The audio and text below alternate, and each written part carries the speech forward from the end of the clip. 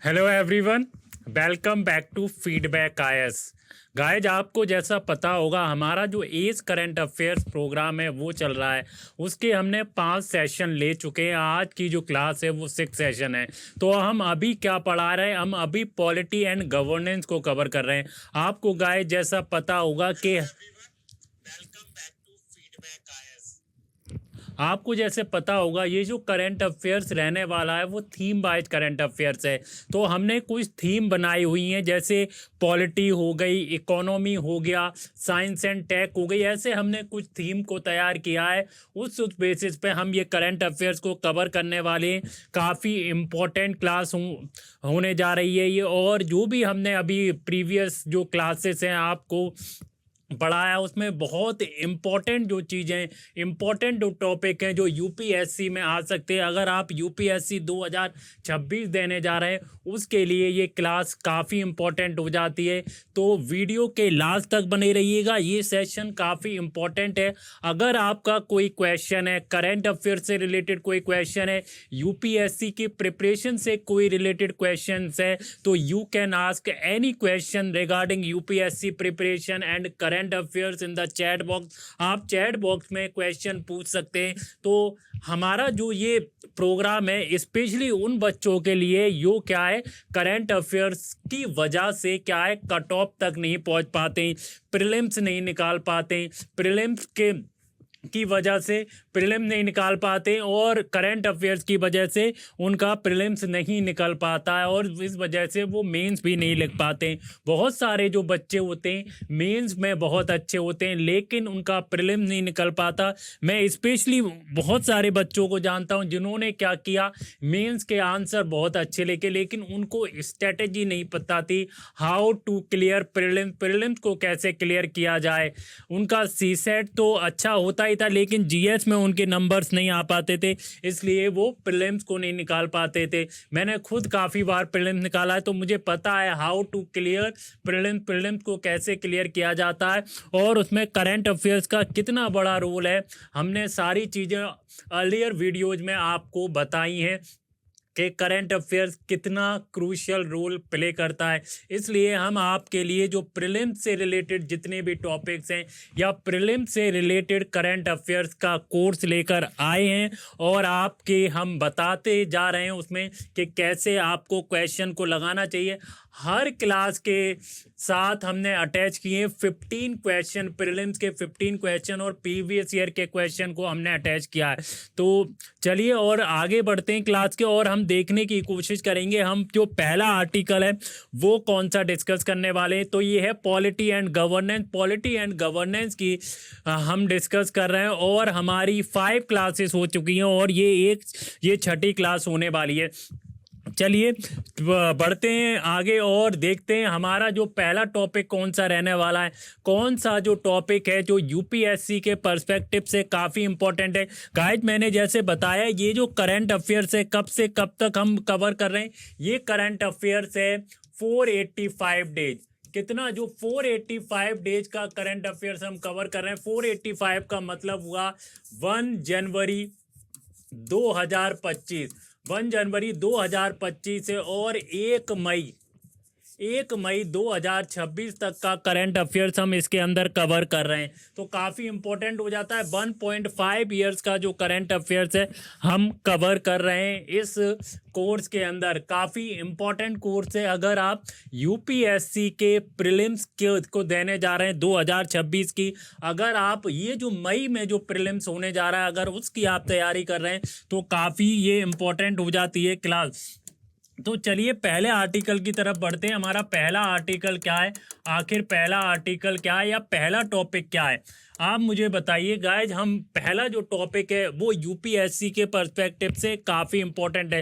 पहला टॉपिक है registration of birth and death amendment act 2023। जो registration birth and death amendment act है उसको हम समझने की कोशिश करेंगे।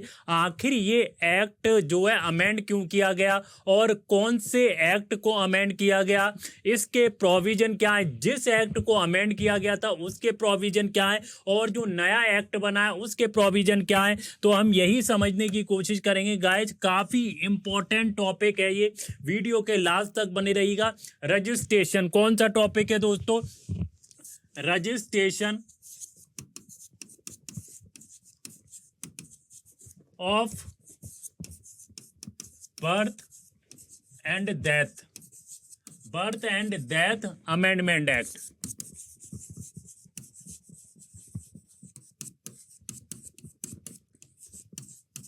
तो ये हमारा आज का अभी पहला जो टॉपिक है वो है कि जो registration birth and death amendment act 2023 को हम देखने वाले हैं। काफ़ी इंपॉर्टेंट टॉपिक है गाइस, वीडियो के लास्ट तक बने रहिएगा, वीडियो काफ़ी इंपॉर्टेंट होने वाली है। तो क्या किया पार्लियामेंट ने, इस बिल को क्या कर लिया, वो पास कर लिया और ये क्या है, एक्ट बनाए। लेकिन आप मुझे बताइए कौन से एक्ट को अमेंडमेंट किया गया? तो registration birth and death act था 1969। कौन सा एक्ट था दोस्तों? जो 1969 का एक्ट था उसको क्या किया गया, अमेंड किया गया। हम इसको समझेंगे आके। जो 1969 का जो एक्ट था registration of birth and death act था 1969 का, वो क्या था, हम सारी चीजें उसमें समझने की कोशिश करेंगे। थोड़ा सा बैकग्राउंड देख लेते हैं। आखिर मुझे बताइए, ये जो registration of birth and death amendment act है क्या, आखिर ये जो 1969 में आया था तो उसका मकसद क्या था? ये एक्ट प्रोवाइड्स क्या करता था? गाइज आप मुझे चैट बॉक्स में बताइए, आखिर ये जो एक्ट है प्रोवाइड क्या करता है? मुझे चैट बॉक्स में इसका आंसर दीजिए कि registration of death and birth amendment act, या हम कह सकते हैं जो 1969 में एक्ट आया उसका क्या प्रोविजन था। हम प्रोविजन की बात नहीं कर रहे हैं, हम यहाँ पर बात कर रहे हैं ये एक्ट का क्या मतलब था दोस्तों, ये एक्ट लाया क्यों गया था। ये एक्ट जो प्रोवाइड करता था वो लीगल फ्रेमवर्क प्रोवाइड करता था। किस चीज़ का लीगल फ्रेमवर्क था? लीगल फ्रेमवर्क था birth and death registration. Birth का और जो डेथ का रजिस्ट्रेशन होगा इंडिया में, वो इस एक्ट के थ्रू होगा कि कितने लोगों पैदा हुए और कितने लोग मरे हैं, तो उसका जो डेटा होगा वो इस एक्ट के थ्रू ही बनाया गया था। किसके थ्रू? इस एक्ट के थ्रू बनाया गया था। तो इसका सीधा सा मतलब था एक लीगल फ्रेमवर्क है किसका, काउंट करने का, कितनी डेथ हो रही है। इसके थ्रू क्या है, डेथ सर्टिफिकेट दिया जाता है और बर्थ सर्टिफिकेट दिया जाता है इंडिया के अंदर।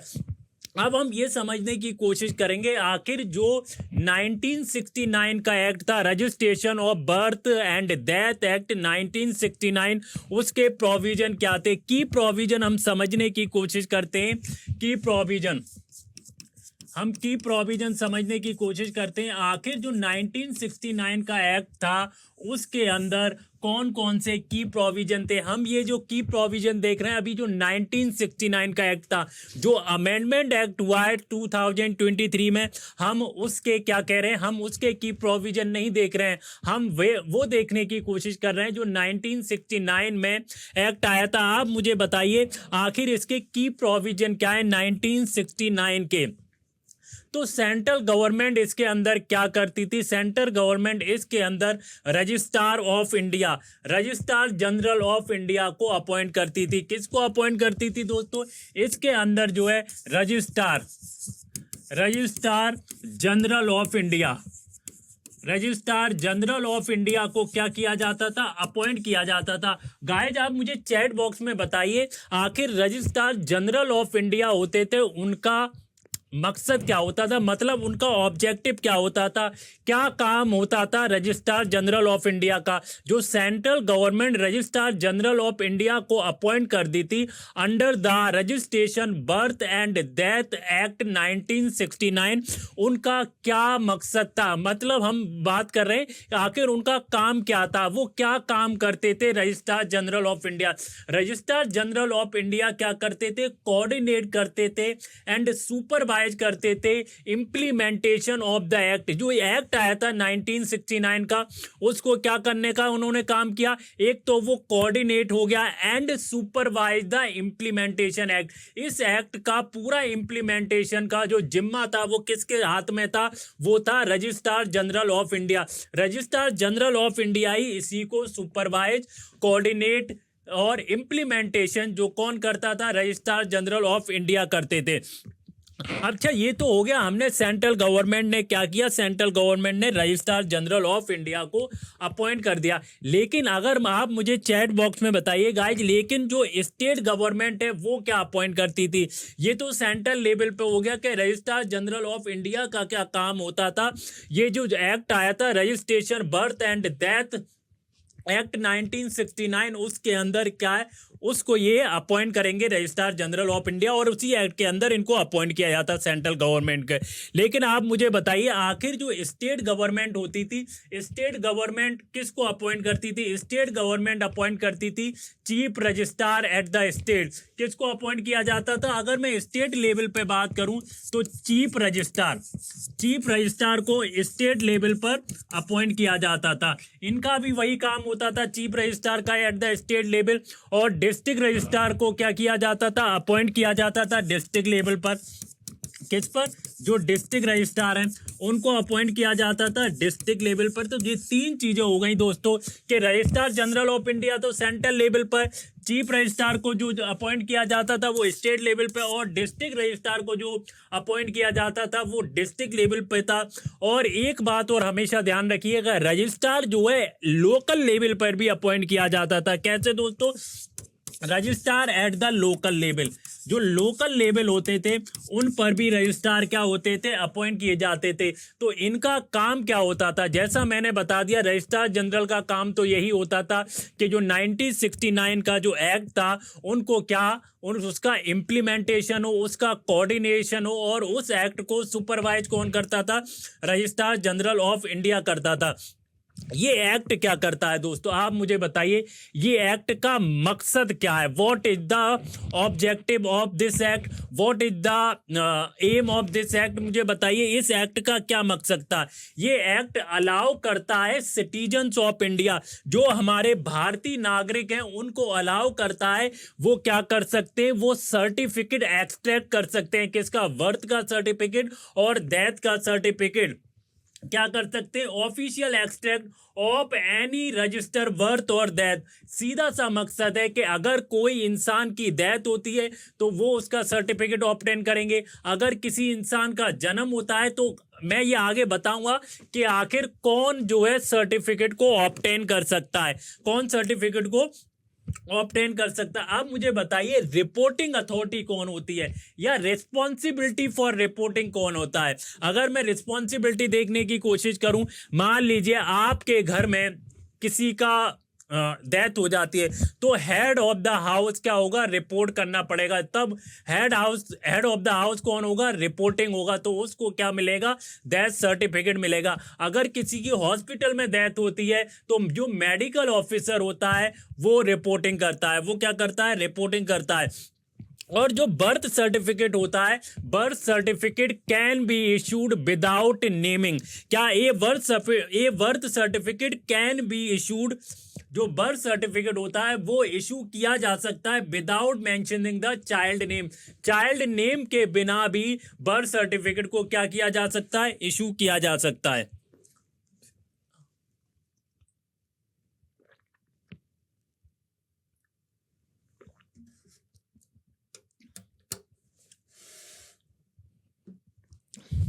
सबसे इंपॉर्टेंट क्वेश्चन मुझे बताइएगा, ये रजिस्ट्रेशन बर्थ एंड डेथ है कौन सी लिस्ट में आता है, क्या यूनियन लिस्ट में आता है, स्टेट लिस्ट में आता है, या कंकरेंट लिस्ट में आता है।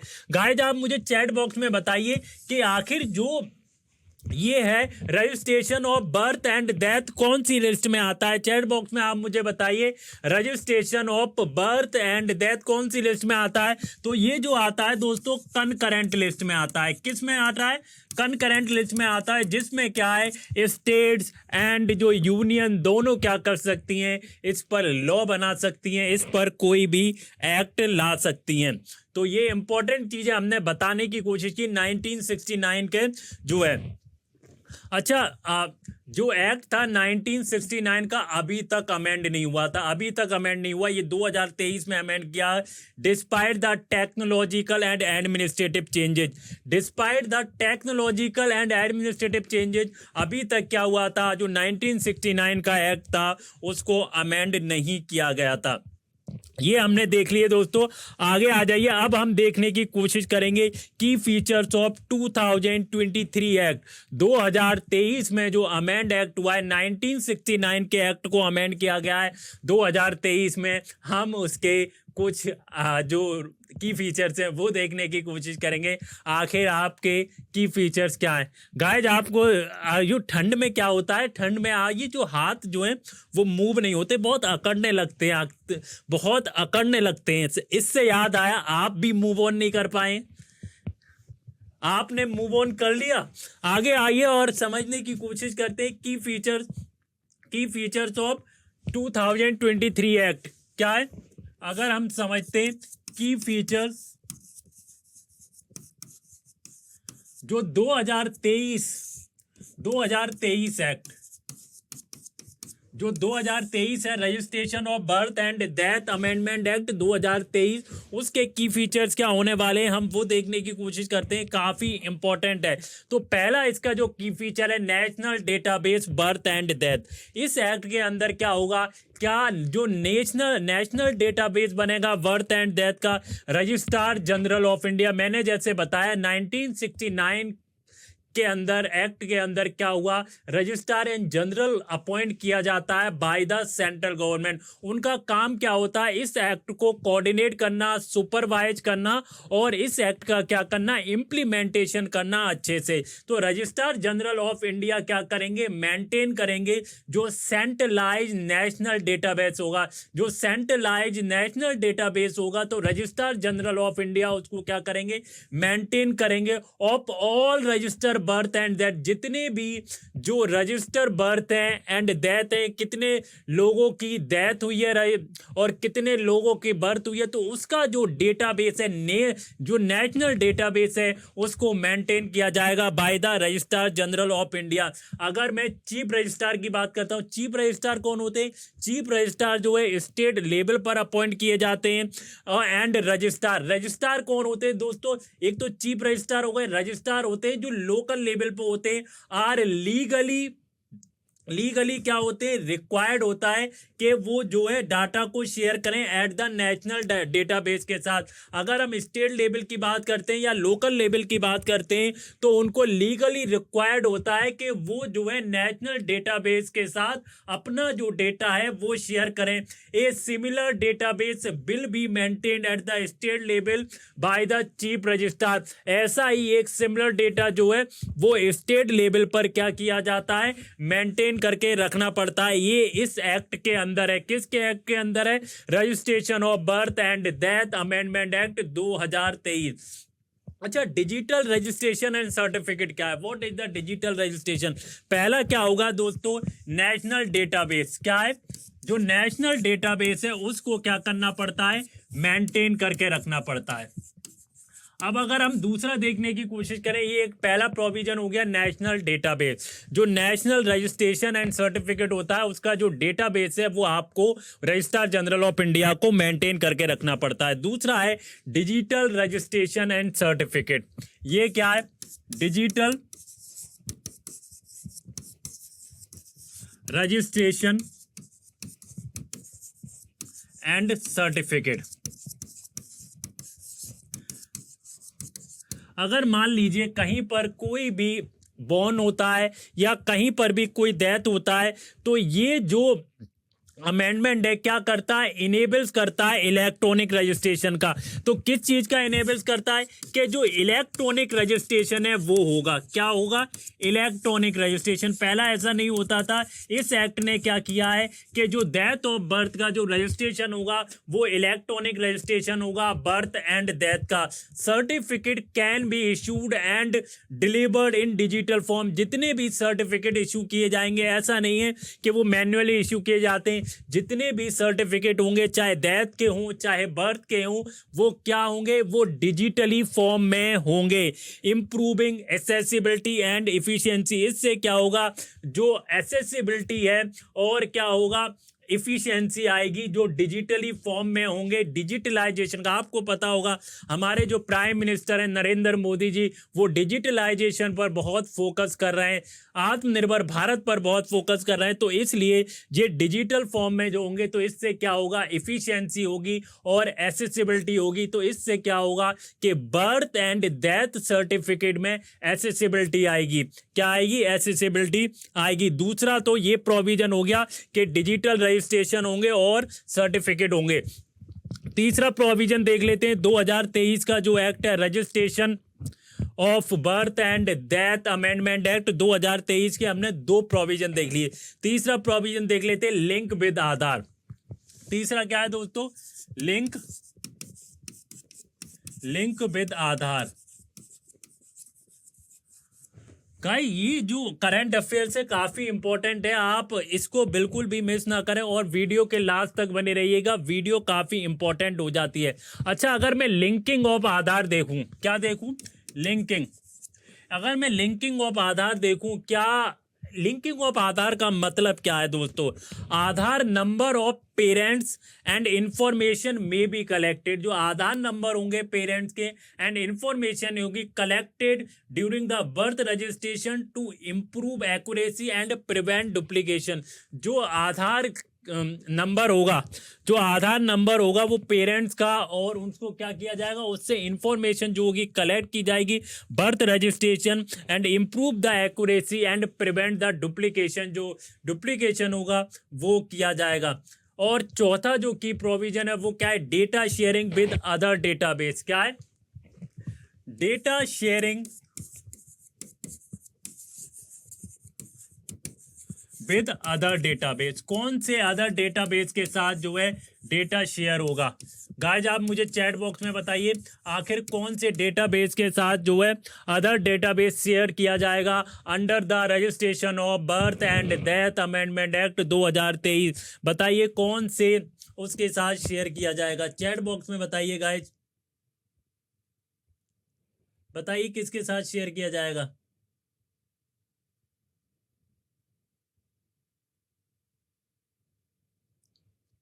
बताइए गाइज।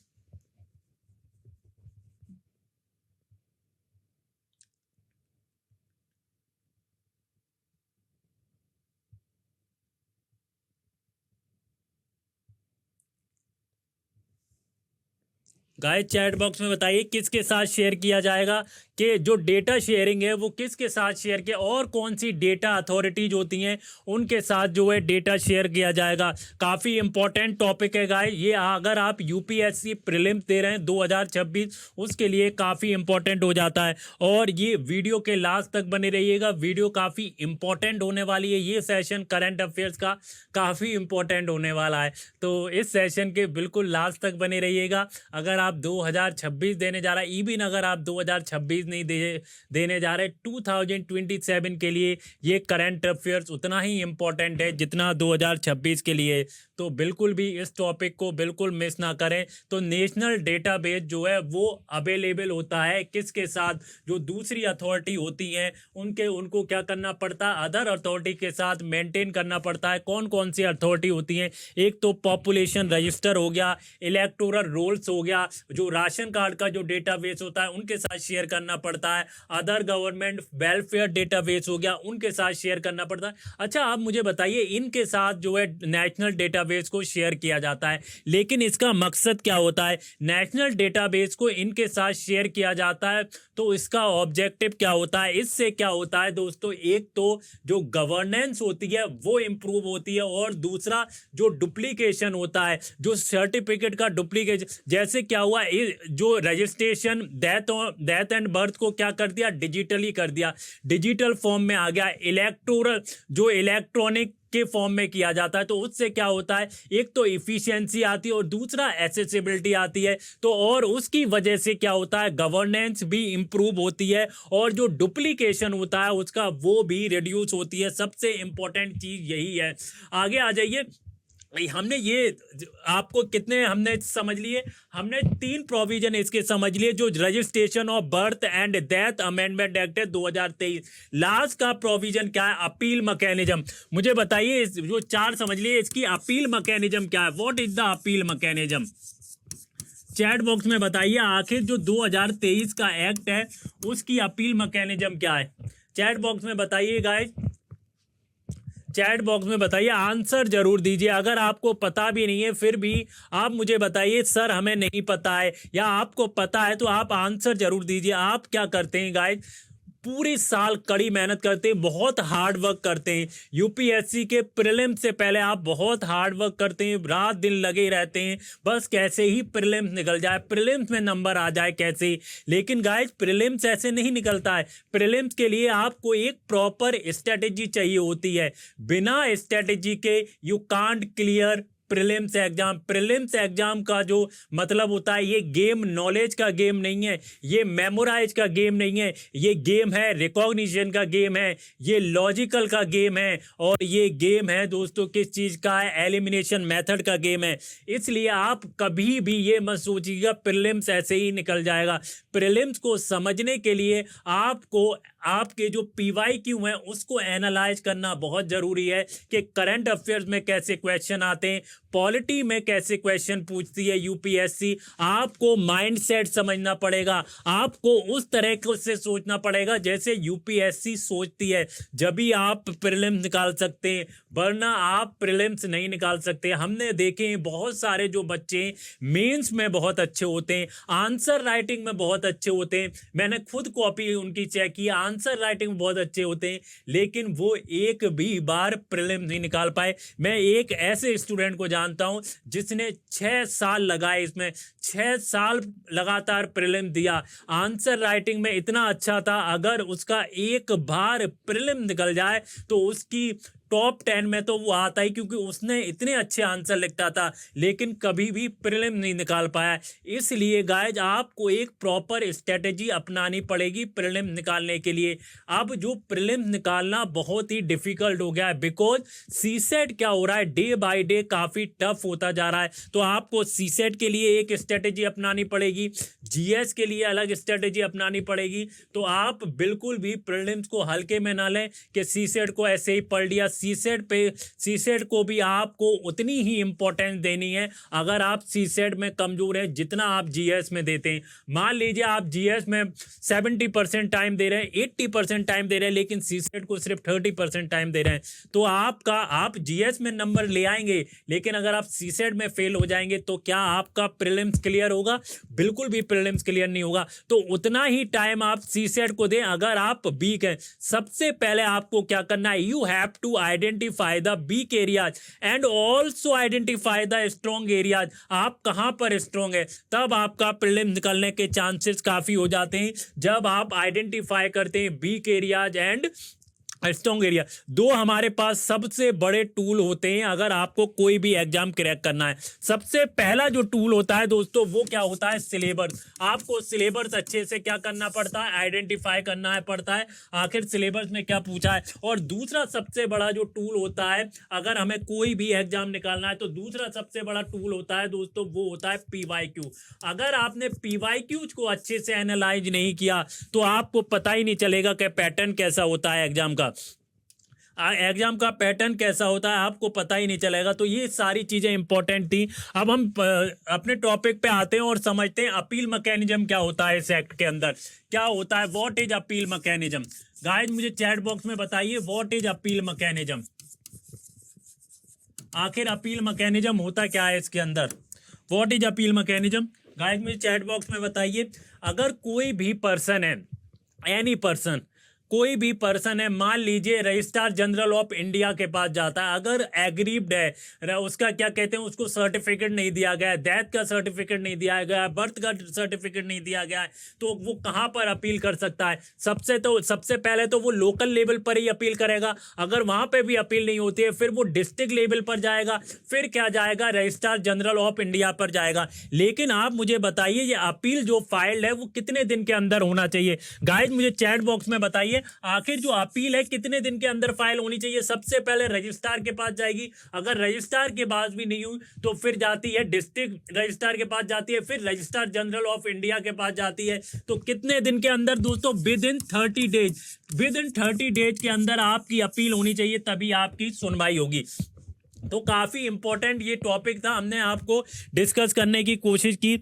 आई होप आपको पसंद आया हो। अगर आपको पसंद आया हो तो प्लीज़ इसको लाइक ज़रूर करें और चैट बॉक्स में ज़रूर बताएं आपको हमारा करंट अफेयर्स कैसा लग रहा है। अगर आपको हमारा करंट अफेयर्स पसंद आ रहा है प्लीज़ आप हमें बताइए कि हाँ आपको हमारा करंट अफेयर्स पसंद आ रहा है। अगर करंट अफेयर पसंद भी नहीं आ रहा है तो आप बताइए सर यहाँ यहाँ रिफॉर्म लाने की ज़रूरत है, यहाँ पर आपके जो है करंट अफेयर्स में कमी है, आप ऐसे इसको पढ़ा सकते हैं, आप इसको ऐसे इसमें बदलाव ला सकते हैं। तो क्योंकि ओवरऑल जो हमारा ऑब्जेक्टिव है आपका प्रीलिम्स क्लियर हो 2026 में, 2026 में आपका प्रीलिम्स क्लियर हो। करंट अफेयर्स की वजह से आपका प्रीलिम्स रुकना नहीं चाहिए, करंट अफेयर्स की वजह से ऐसा ना हो आपका कट ऑफ ही ना आए। तो इसलिए हमारा मकसद ही यही है कि आपका करंट अफेयर्स की वजह से प्रीलिम्स में आपका नहीं रुकना चाहिए।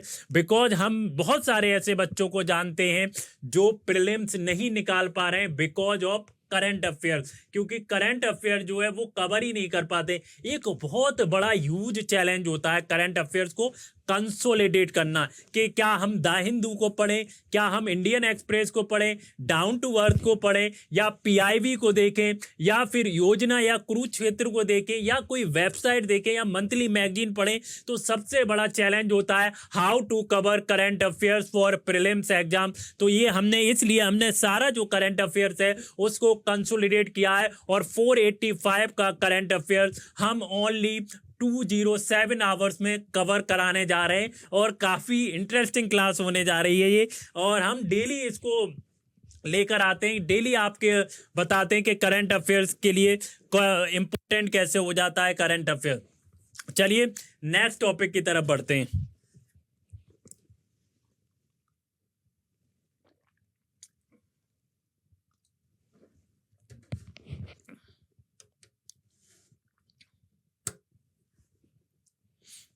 काफी इंपॉर्टेंट है नेक्स्ट टॉपिक।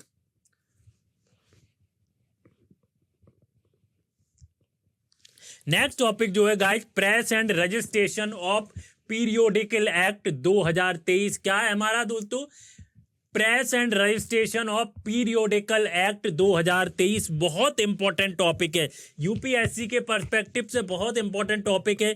बिकॉज अगर ऐसा कोई एक्ट है, प्रेस को लेकर कोई एक्ट होता है, तो यूपीएससी का वो फेवरेट टॉपिक है। If you see the PYQ, तो पीवाईक्यू का अगर आप पैटर्न समझने की कोशिश करें कि यूपीएससी पॉलिटी में क्वेश्चन कैसे पूछता है, तो यूपीएससी पॉलिटी के जो क्वेश्चंस हैं वो कंसेप्चुअल क्लियरिटी के क्वेश्चंस होते हैं, वो रट्टा मार क्वेश्चन नहीं होते। वो आपसे कभी ये नहीं पूछता है कि आखिर इस आर्टिकल का मतलब क्या है, व्हाट इज द आर्टिकल 324, वो आपसे कभी नहीं पूछेगा। वो आपसे डायरेक्टली कोई क्वेश्चन नहीं पूछता है। डायरेक्टली एंड इनडायरेक्टली जो क्वेश्चन है वो करंट अफेयर से कैसे आते हैं, करंट अफेयर से ऐसे आते हैं कि आप आपको उस टॉपिक की कंसेप्चुअल क्लैरिटी है या नहीं। अगर आपकी कंसेप्चुअल क्लैरिटी नहीं है उस टॉपिक को, तो आप जो है उस क्वेश्चंस को सॉल्व नहीं कर सकते। हमने इसमें आपको एलिमिनेशन मेथड भी सिखाया। अगर आप हमारी प्रीवियस क्लासेस देखें तो हमने उसमें 15 क्वेश्चंस लिए, 15 क्वेश्चन आपको पीवाईक्यू को सॉल्व कराएं, जिससे आपको एक अंडरस्टैंडिंग डेवलप हो कि आखिर जो जो एमसीक्यू क्वेश्चन है या प्रीलिम में जो क्वेश्चन पूछे जाते हैं, अगर हम इसको सॉल्व करेंगे तो कैसे सॉल्व करेंगे, सारी चीजें बताइए।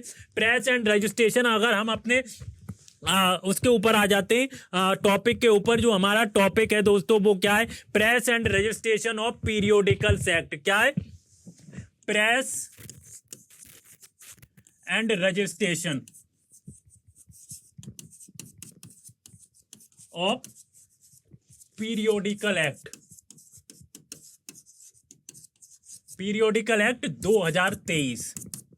तो ये काफी इंपॉर्टेंट एक्ट है गाइस, इसको बिल्कुल आप इंपॉर्टेंट लिख लीजिएगा, मोस्ट इंपॉर्टेंट टॉपिक है। तो इस वीडियो को बिल्कुल भी मिस ना करें और इस सेशन को बिल्कुल मिस ना करें, काफी इंपॉर्टेंट टॉपिक होने वाला है। तो प्रेसिडेंट ने क्या किया है, प्रेसिडेंट ने जो है एसेंट दे दिया था, एसेंट दे दिया था press and registration of periodical act 2023, जो 2023 है उसको एसेंट दे दिया था। अब मुझे बताइए आखिर कौन से एक्ट को अमेंडमेंट करके इस एक्ट को बनाया गया, कौन से एक्ट में अमेंडमेंट किया है, आखिर क्या रिपील कर दिया है कोई एक्ट को, मुझे बताइए। कॉलोनियल एरा का एक लॉ था, उसको क्या किया था, पार्लियामेंट ने रिपील करके इस एक्ट को बनाया है। कौन सा जो एक्ट रिपील किया है, press and registration of books act 1867, उस एक्ट को क्या कर दिया, रिपील कर दिया गया है। फिर इस एक्ट को बनाया गया है press and registration of periodical act 2023। हम समझने की कोशिश करेंगे आखिर ये एक्ट है क्या, इसके प्रोविजन क्या है, इसकी हिस्ट्री क्या है, इसका बैकग्राउंड क्या है, सारी चीजें हम गाइस इसमें समझने की कोशिश करेंगे। आप इस सेशन को लास्ट तक देखिएगा, काफी इंपॉर्टेंट सेशन है, बहुत इंपॉर्टेंट सेशन है। फीडबैक आईएएस के द्वारा ये एएस करंट अफेयर चलाया जा रहा है, ये सिर्फ उन बच्चों के लिए ही है जो क्या है कट ऑफ नहीं ला पाते, प्रीलिम्स क्लियर नहीं कर पाते। तो हम समझने की कोशिश करेंगे आखिर बैकग्राउंड क्या है, इसका एवेल्यूएशन क्या है। मैंने आपको बता दिया कौन से एक्ट को रिपील किया गया है, रिपील कौन से एक्ट को किया गया है, मुझे गाइस चैट बॉक्स में बताइए। मैंने आपको बताया आखिर रिपील किया गया, आप मुझे बताइए कौन से एक्ट को रिपील किया गया है। Press and registration of books act कौन सा है दोस्तों, रिपील किया गया है press and registration act, press and registration act, registration of books act, books act 1867, जो कॉलोनियल एरा का जो एक्ट था उसको रिपील कर दिया गया है। फिर जो नया एक्ट है वो बना है 2023 में, press and registration of periodical act 2023, उसको रिपील कर दिया गया। अब हम देखेंगे आखिर इसके बैकग्राउंड क्या है, व्हाट इज द बैकग्राउंड, इस एक्ट का जो है इवैल्यूएशन कैसे हुआ। आखिर जो ब्रिटिश गवर्नमेंट थी या ब्रिटिश एरा में था, प्रेस का क्या रोल था, क्या सेंसरशिप लगाई गई थी, क्या लाइसेंस चाहिए होता था, कैसे प्रेस काम करती थी ब्रिटिश एरा में, हम बैकग्राउंड देखेंगे, इवैल्यूएशन देखेंगे। अगर मैं सेंसरशिप ऑफ प्रेस एक्ट 1799 देखूं, क्या देखूं, मैं पहला आपको बताता हूं। सबसे पहला जो एक्ट था वो आया था, कौन सा एक्ट आया था, अगर मैं बात करूं प्रेस को लेके, तो सबसे पहला एक्ट था सेंसरशिप ऑफ प्रेस एक्ट 1799। क्या आया था, सेंसरशिप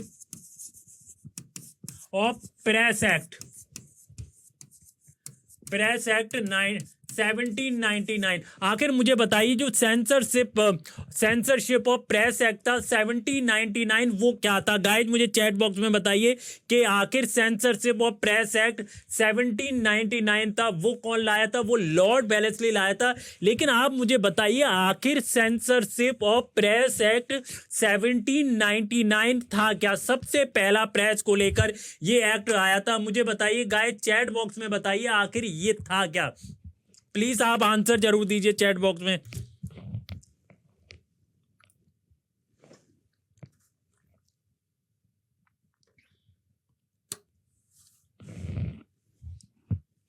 बताइएगा चैट बॉक्स में आखिर ये क्या था।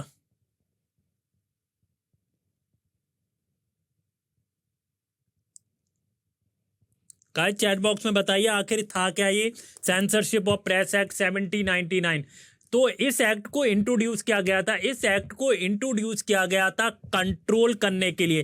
क्या करने के लिए? कंट्रोल करने के लिए और साइलेंस करने के लिए प्रेस के लिए। कब किया गया था? जब फ्रेंच इन्वेजन होने वाला था, कि ऐसा लग रहा था ब्रिटिश गवर्नमेंट को कि फ्रेंच इन्वेजन होने वाला है। ड्यूरिंग द फ्रेंच इन्वेजन इस एक्ट को क्या किया गया था? इंट्रोड्यूस किया गया था कंट्रोल किस चीज को? प्रेस को कंट्रोल करने के लिए और प्रेस को साइलेंस करने के लिए इस एक्ट को क्या किया गया था? इस एक्ट को इंट्रोड्यूस किया गया था और प्री पब्लिकेशन इस एक्ट के अंदर इम्पोज किया गया था कि अगर कोई भी पब्लिकेशन किया जाता है तो उस पर सेंसरशिप लगेगी। तो प्री पब्लिकेशन पे सेंसरशिप इम्पोज की गई थी। अब मुझे बताइए जो ये एक्ट है सेंसरशिप ऑफ प्रेस एक्ट 1799 जो वेलेस्ली ने इंट्रोड्यूस किया था, आप मुझे बताइए आखिर इसको रिपील किसने किया? इसको रिपील किसने किया दोस्तों? अगर मैं इसको रिपील की बात करता हूं, किसने रिपील किया दोस्तों?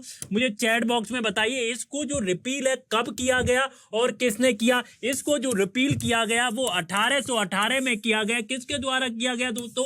Lord Hasting. लॉर्ड हेस्टिंग ने इस जो लॉ है या जो हम एक्ट की बात करते हैं, हम इवैल्यूएशन देखने की कोशिश कर रहे हैं, तो लॉर्ड हेस्टिंग ने क्या किया? लॉर्ड हेस्टिंग ने इस जो एक्ट है इस एक्ट को रिपील कर दिया। ये पहला एक्ट था जो प्रेस को लेकर आया था, प्रेस को दबाने को लेकर आया था, सेंसरशिप लगाने को लेकर आया था। तो ये ब्रिटिश गवर्नमेंट ने इंडिया के ऊपर लगाया था। आगे आ जाइए, नेक्स्ट एक्ट को हम देखेंगे। नेक्स्ट एक्ट क्या कहता है? काफी इंपॉर्टेंट एक्ट है, बहुत ही इंपॉर्टेंट एक्ट है। आपको ये यूपीएससी के एग्जाम में ये जो मैं सारे एक्ट बता रहा हूँ ये एक्ट आपको देखने को मिल सकते हैं, तो वीडियो के लास्ट तक बने रहिए, काफी इंपॉर्टेंट वीडियो है। अब हम देखते हैं लाइसेंसिंग रेगुलेशन ऑर्डिनेंस जो आया था 1823 में। क्या है? Licensing regulation ordinance. Licensing regulation ordinance में देखने की कोशिश करेंगे, काफी इंपॉर्टेंट है दोस्तों। क्या है? लाइसेंसिंग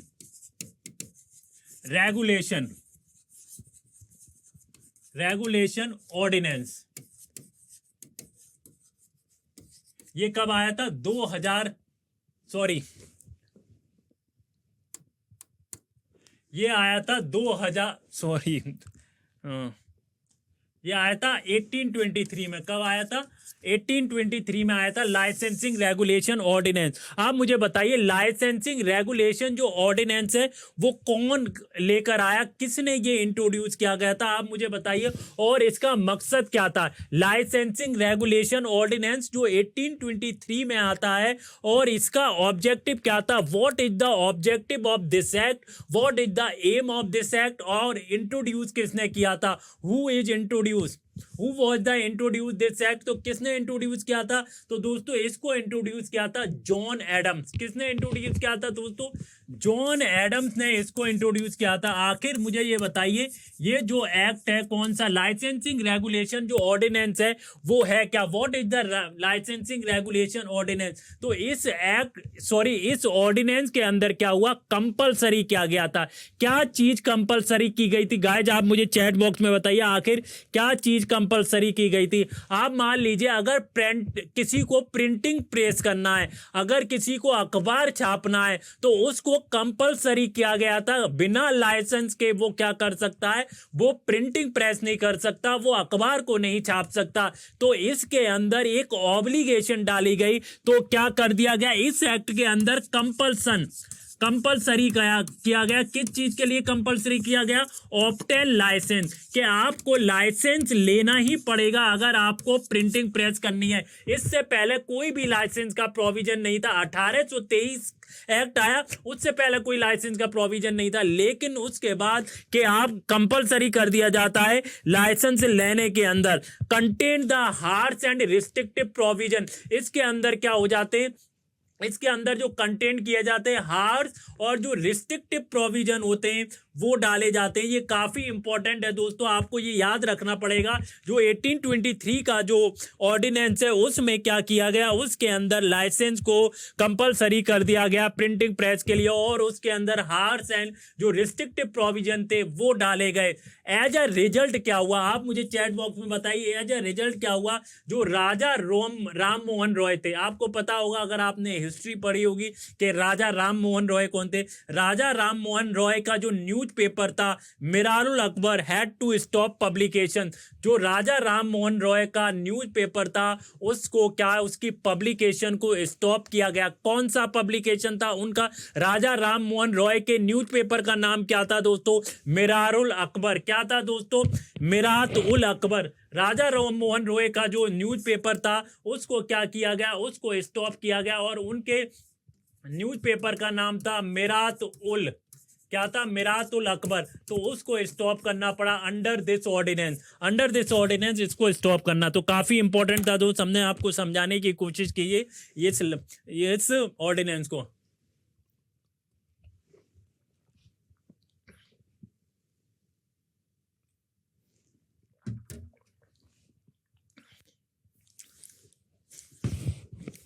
नेक्स्ट आ जाइए, नेक्स्ट कौन सा एक्ट आया था? हम इवैल्यूएशन देख रहे हैं कि जो प्रेस का इवैल्यूएशन कैसे हुआ है इंडिया के अंदर, और जो अमेंडमेंट हुआ है जो अभी, वो हमने बता दिया कि आखिर कौन से एक्ट को रिपील किया गया है। जो कॉलोनियल इरा का जो एक्ट था उसको रिपील किया गया जो 1867 में आया था। हमने कितने देख लिए दोस्तों? दो चीज़ें देख ली कि लाइसेंसिंग रेगुलेशन एक्ट देख लिया, और दूसरा पहला हमने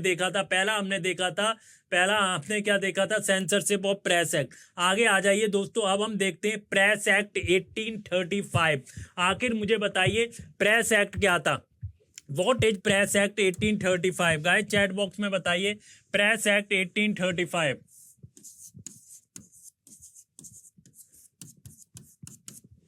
बताइए गाइस प्रेस एक्ट 1835 क्या था? मुझे चैट बॉक्स में बताइए कि प्रेस एक्ट 1835 क्या था।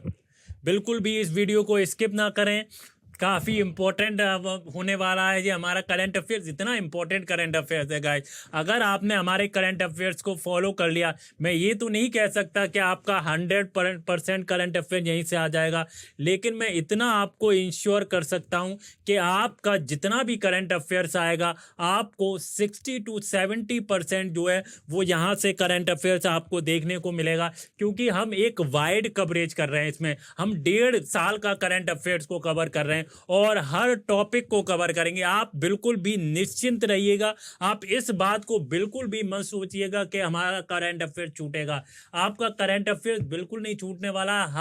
हर एंगल को हम देखेंगे, हर टॉपिक को हम कवर करेंगे, और यूपीएससी जिस तरह से क्वेश्चन पूछता है उसको भी हम क्या करेंगे, उस तरह से जो है जैसे यूपीएससी सोचता है वैसे क्वेश्चन हम आपके सामने लाएंगे।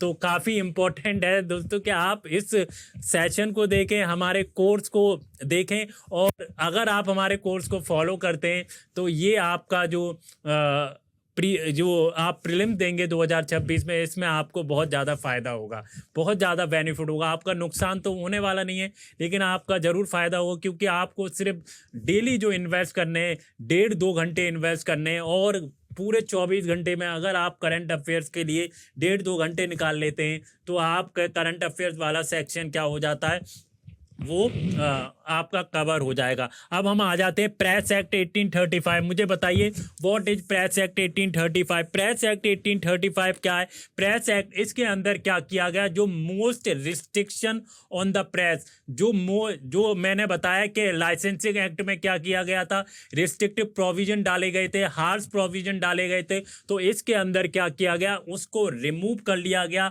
और जो प्रेस की फ्रीडम है उसको क्या किया गया, प्रमोट किया गया। इस एक्ट के अंदर जो था, जैसे पहले सेंसरशिप लगाई गई थी, लाइसेंसिंग के अंदर क्या था, हार्श प्रोविजन लाए गए, बहुत रिस्ट्रिक्टिव प्रोविजन थे इंडियंस के लिए। अब इस एक्ट के अंदर क्या किया जाता है, जो प्रेस की फ्रीडम होती है उसको प्रमोट किया जाता है, प्रेस को फ्रीडम दी जाती है। कौन से एक्ट के अंदर? Press act 1835। जो 1835 का एक्ट आता है उसके अंदर प्रेस को आज़ादी देने की बात की जाती है, प्रमोट किया जाता है। और इस एक्ट को लाया कौन था दोस्तों, आप मुझे बताइए। सबसे पहले तो हम ये देख लेते इस एक्ट को लाया कौन था। सबसे पहले हम ये देखते हैं आखिर इस एक्ट के अंदर हुआ क्या था। इस एक्ट के अंदर प्रमोट प्रेस फ्रीडम, किसको प्रमोट? प्रेस को फ्रीडम देने की इस एक्ट के अंदर बात की गई थी। अब मुझे बताइए इस एक्ट को कौन लाया था, इस एक्ट को इंट्रोड्यूस किसने किया था? इस एक्ट को जो लाए थे दोस्तों वो कौन थे? लॉर्ड मैटकैल्फे। कौन था दोस्तों? जो लॉर्ड मैटकैल्फे। आखिर मुझे बताइए जो लॉर्ड मैटकैल्फे कौन था? मैट कैल्फे, जो लॉर्ड मैट कैल्फे थे वो इस एक्ट को उन्होंने क्या किया था? इस एक्ट को उन्होंने बनाया था। Came to be known as Lord Metcalfe came to be known as the liberator of the Indian press. तो आप इस चीज को याद रखिएगा, जो लॉर्ड मैट कैल्फे थे उनको किस नाम से जाना जाता था? आप मुझे चैट बॉक्स में बताइए। मैंने बता चुका हूं कि जो लॉर्ड मैट कैल्फे थे उनको किस नाम से जाना जाता था? Came to be known as the liberator of Indian press. किस नाम से जाना जाता था दोस्तों? इनको जाना जाता था लिबरेटर ऑफ इंडियन प्रेस। जो इंडियन प्रेस के जो लिबरेटर थे वो लॉर्ड मैट कैल्फे थे। क्या थे? लॉर्ड मैट कैल्फे थे, जिन्होंने जो एक्ट लाए थे press act 1835 led to the rapid growth of the Indian vernacular press between the 1835 and 1857। 1857 में आप देखेंगे तो जो वर्निकुलर प्रेस थी उसका क्या है, बहुत ज़्यादा ग्रोथ हुई थी। वो किस वजह से हुई थी? वो इस वजह से हुई थी क्योंकि प्रेस एक्ट आया। और प्रेस एक्ट किसकी वजह से आया? जो लॉर्ड मैट कैल्फे थे वो लिबरेटर ऑफ इंडियन प्रेस थे। कौन थे liberator of Indian press? Lord Metcalfe. तो इनकी वजह से क्या हुआ, जो इंडियन वर्निकुलर प्रेस है वो बहुत ज्यादा ग्रोथ हुई बिटवीन द 1835 एंड 1857 के अंदर। अब नेक्स्ट एक्ट कौन सा देखने वाले हैं? को बहुत इंपॉर्टेंट एक्ट है गाइस, वीडियो के लास्ट तक बने रहिएगा। कौन सा एक्ट हम देखने वाले हैं? हम देखने वाले licensing act 1835। What is licensing act 1835? मुझे बताइए। लाइसेंसिंग एक्ट, हम इवेल्युएशन देख रहे हैं। लाइसेंसिंग एक्ट 1835 क्या है guys? What is licensing act 1835? मुझे बताइए, बताइए दोस्तों। लाइसेंसिंग एक्ट 1835 काफी इंपॉर्टेंट एक्ट है दोस्तों। बताइए लाइसेंसिंग एक्ट 1835 क्या है? मैं आपको जितने भी प्रेस के एक्ट हैं एक एक कर को एक्ट बता रहा हूं। काफी इंपॉर्टेंट क्लास है ये, तो बिल्कुल भी इस क्लास को मिस ना करें। बताइए व्हाट इज लाइसेंसिंग एक्ट?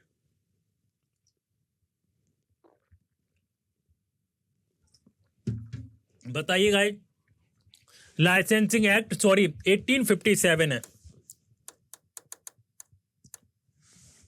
कौन सा? 1857 है। लाइसेंसिंग एक्ट 1857 क्या है? मुझे बताइए।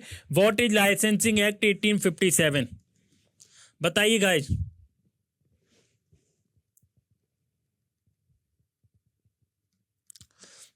जैसा मैंने पिछला आपको बताया कि जो प्रेस एक्ट 1835 में आया था उसके अंदर उसको क्या किया गया, उसके अंदर प्रेस को फ्रीडम दी गई थी, प्रमोट किया गया था प्रेस को। और लॉर्ड मैटकैल्फे क्या थे? लिबरेटर ऑफ इंडियन प्रेस थे। और 1857 और 1835 और बिटवीन 1857 के बीच जो इंडियन वर्निकुलर प्रेस थी वो बहुत ज़्यादा ग्रोथ हुई उसकी। लेकिन अगर मैं इस एक्ट की बात करता हूँ, लाइसेंसिंग एक्ट 1857, दोबारा से क्या हुआ? दोबारा से जो है प्रेस पर रिस्ट्रिक्शन लगाई गई। दोबारा से क्या हुआ? लाइसेंसिंग सिस्टम लाया गया। अगर आपको प्रिंटिंग प्रेस करनी है तो आपको लाइसेंस की ज़रूरत पड़ेगी। आपको क्या पड़ेगी? लाइसेंस की ज़रूरत पड़ेगी। इनेक्टेड आफ्टर, आपको पता होगा 1857 का जो रिवोल्ट हुआ उसके बाद क्या किया गया? दोबारा से इनेक्ट किया गया लाइसेंसिंग सिस्टम। और प्रेस को प्रिंट करने के लिए लाइसेंस की जरूरत पड़ती थी। इस एक्ट के अंदर Titan control over the press again, दोबारा से कंट्रोल किया गया, दोबारा से प्रेस को साइलेंट किया गया अंडर द लाइसेंसिंग एक्ट 1857। और री इंट्रोड्यूस द लाइसेंसिंग रिस्ट्रिक्शन, जो लाइसेंसिंग को रिमूव कर दिया गया उसको री इंट्रोड्यूस किया गया था लाइसेंसिंग रिस्ट्रिक्शन को। In addition registration requirement, licensing तो चाहिए थी, अब उसके साथ क्या डाला गया? रजिस्ट्रेशन। आपको रजिस्ट्रेशन भी लेना पड़ेगा। ये था लाइसेंसिंग एक्ट 1857। तो हमने इसमें आपको बताने की कोशिश की। अब नेक्स्ट एक्ट की हम बात करते हैं जिसको रिपील किया गया कॉलोनियल एरा में। अब नया एक्ट जो लाया गया है हम वो देखेंगे। लेकिन कौन सा एक्ट जो रिपील किया गया है? Press and registration book act 1867। वो क्या है? Press and registration act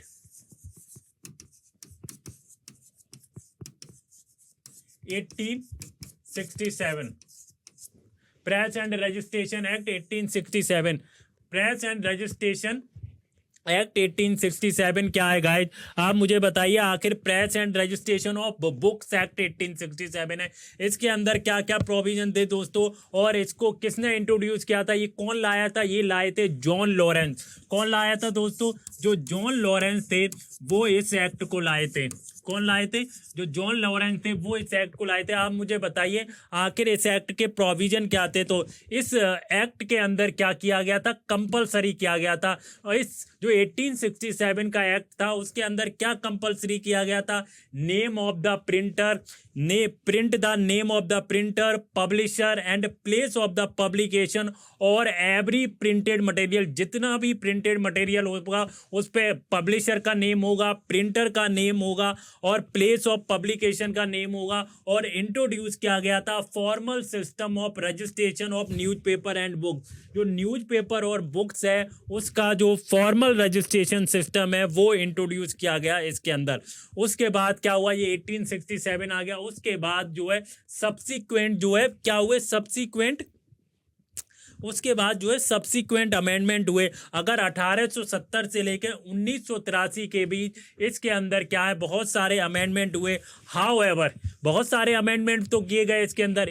however क्या हुआ?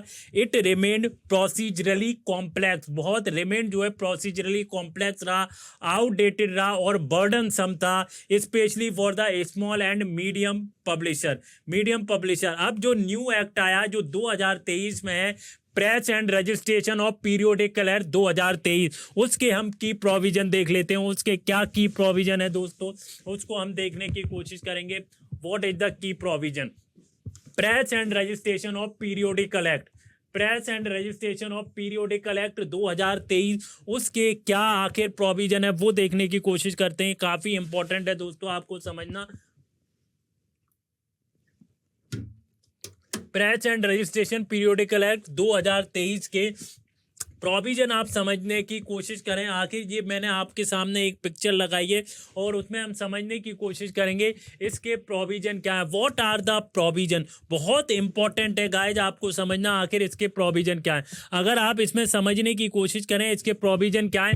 रजिस्ट्रेशन ऑफ पीरियोडिकल, सबसे पहला जो प्रोविजन है registration of periodical do not include books, इसके अंदर जो है बुक्स को इंक्लूड नहीं किया जाएगा। साइंटिफिक एंड एकेडमिक जर्नल्स को इंक्लूड नहीं किया जाएगा। Books are the outside of the purview of the act, इसके अंदर जो है दोस्तों जो बुक्स हैं उनको क्या रखा गया? बाहर रखा गया है। इस एक्ट के अंदर जो है बुक्स नहीं आएंगी गाइज, इस एक्ट के अंदर क्या है? बुक्स नहीं आएंगी। डिक्लेरेशन फॉर प्रिंटिंग प्रेस, और इस एक्ट के अंदर क्या गया है? प्रिंटिंग प्रेस को डिक्लेरेशन किया जाएगा। अगर आप समझने की कोशिश करें, it allow the publisher of periodical to obtain a registration certificate by filing the online application with press registrar general and specify the local authority. तो इसके अंदर क्या है? आपको प्रिंटिंग जो प्रेस है वो डिक्लेयर की जाएगी।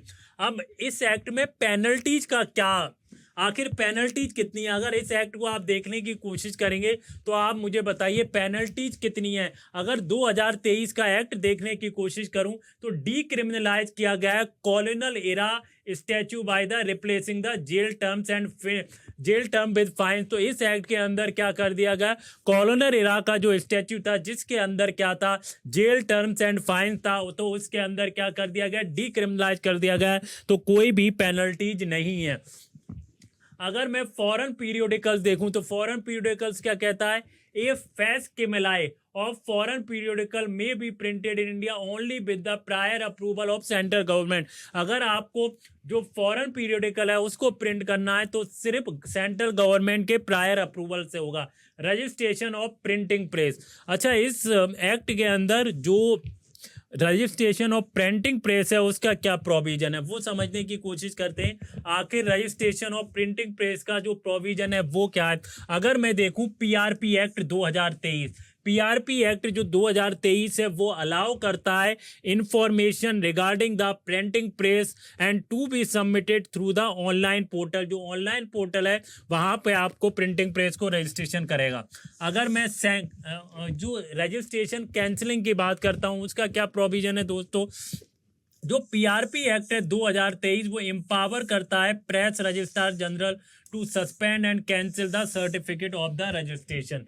जो सर्टिफिकेट है रजिस्ट्रेशन का उसको कैंसिल करने का इसके अंदर प्रोविजन है। अगर कोई भी पर्सन जो कन्विक्टेड है या टेररिस्ट एक्ट है या अनलॉफुल एक्टिविटी है has acted against the security of the state, तो उसका जो रजिस्ट्रेशन है वो क्या कर दिया जाएगा, उसका जो रजिस्ट्रेशन है वो कैंसिल कर दिया जाएगा। तो ये इंपॉर्टेंट चीजें थी इसके प्रोविजन के अंदर गाइस।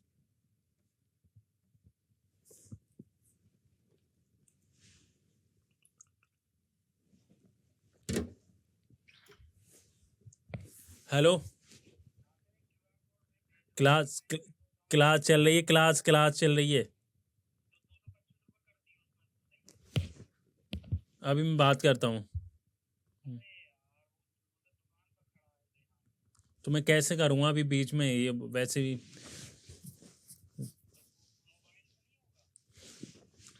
यार मोबाइल में कुछ भी नहीं है, कहाँ से करूँगा मैं कुछ। ठीक,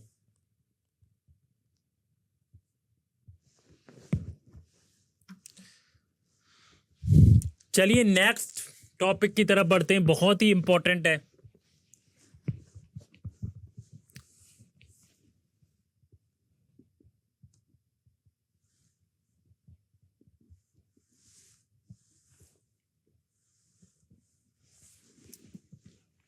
नेक्स्ट एक्ट पे आ जाए, कौन सा एक्ट है जो नेक्स्ट एक्ट है, काफ़ी इंपॉर्टेंट एक्ट है गाइज, बहुत ही इंपॉर्टेंट टॉपिक हो जाते हैं, तो वीडियो के लास्ट तक बने रहिएगा, बहुत इंपॉर्टेंट टॉपिक है। नेक्स्ट हमारा टॉपिक है टेली कम्युनिकेशन एक्ट 2023। क्या है दोस्तों हमारा नेक्स्ट टॉपिक? नेक्स्ट टॉपिक है telecommunication act.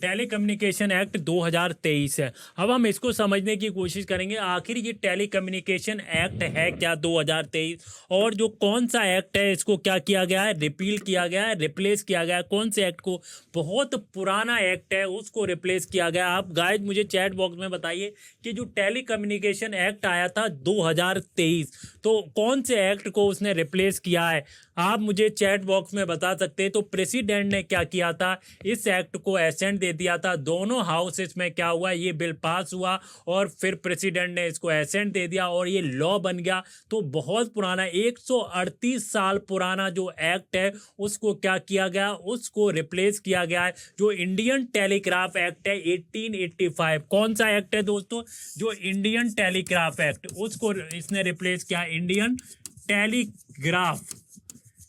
Telegraph act 1885 को इसने रिप्लेस कर दिया है और प्रेसिडेंट ने इसको क्या कर दिया था, एसेंट दे दिया था। तो बहुत ही इंपॉर्टेंट था दोस्तों आपको ये समझना कि आखिर कौन सा एक्ट है ये जिसको इसने किया है। अच्छा मुझे बताइए, new law repeals and replaces 3 colonial era. एक तो ये इंडियन टेलीग्राफ एक्ट है उसको रिप्लेस किया है, और कौन से लॉ को रिपील किया है दोस्तों, इंडियन वायरलेस टेलीग्राफ एक्ट 1933। क्या, इंडियन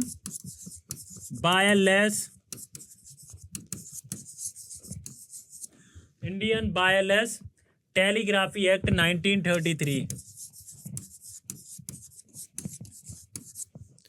टेलीग्राफी एक्ट जो 1933 है उसको भी इसने क्या किया है, रिपील किया है। 3 लॉ को किया है। और तीसरा लॉ कौन सा है दोस्तों, तीसरा लॉ है telegraph wires unlawful possession act 1950। तो कौन सा, टेलीग्राफ वायर्स एक्ट 1950।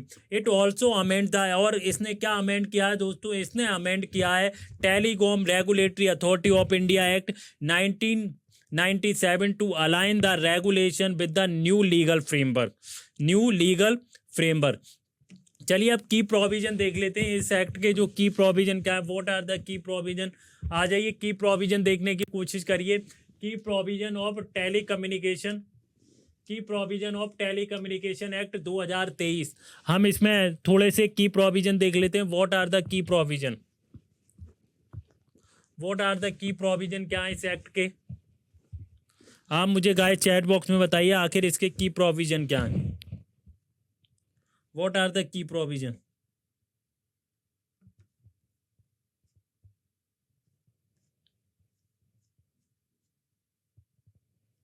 बताइएगा इसकी प्रोविजन।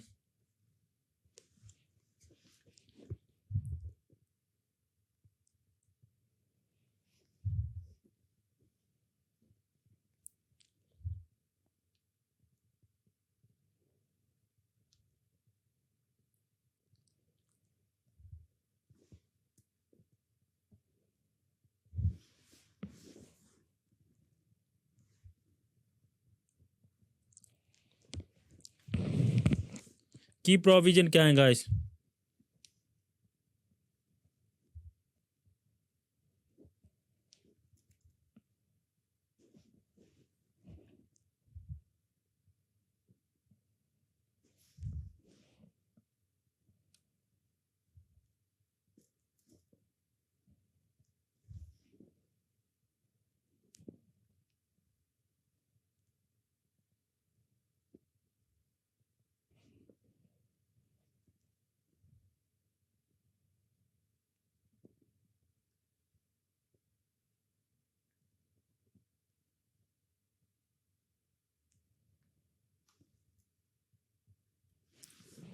अगर हम की प्रोविजन देखने की कोशिश करते हैं, असाइनमेंट ऑफ स्पेक्ट्रम, जो स्पेक्ट्रम है उसका असाइनमेंट कैसे होगा? Spectrum to be allocated through the auction और एडमिनिस्ट्रेटिवली फॉर नेशनल सिक्योरिटी और disaster management, transport and satellite services, satellite broadband spectrum to be administratively assigned. Appointment of TRAI, आखिर मुझे बताइए कि जो ट्राई है उसका अपॉइंटमेंट कैसे किया जाता है? ट्राई का अपॉइंटमेंट कैसे किया जाता है? ट्राई एक्ट अमेंडमेंट, चेयरपर्सन जो होते हैं एटलीस्ट 30 ईयर का एक्सपीरियंस होना चाहिए, और मेंबर जो होते हैं एटलीस्ट उनको कितना एक्सपीरियंस होना चाहिए? एटलीस्ट 25 ईयर का एक्सपीरियंस होना चाहिए। राइट ऑफ वे क्या होता है? Right of way, entities can seek right of way facilitating use of property over the public private property. और अदर प्रोविजन क्या होते हैं? डिजिटल भारत निधि, डिजिटल भारत निधि क्या होता है? फॉर्मली क्या है? यूनिवर्सल सर्विस ऑब्लिगेशन फंड होता है, can be use fund telecom R&D। और ट्रस्टेड सोर्स क्या होता है? Regime of the formulas to stop the telecom equipment improve from the hostile, no regulation of OTT under this act. Other provision क्या होते हैं? Digital Bharat Nidhi, formally universal service obligation. नहीं तो ये तो सेम ही है। अगर मैं अपॉइंटमेंट देखूं ट्राई का, मैंने देख लिया कैसे होगा। एजुकेशन प्रोसेस क्या है? Education officer to conduct appeals against the committee. Protection of users क्या हो गया? DND for blocking users can report malware spam messages.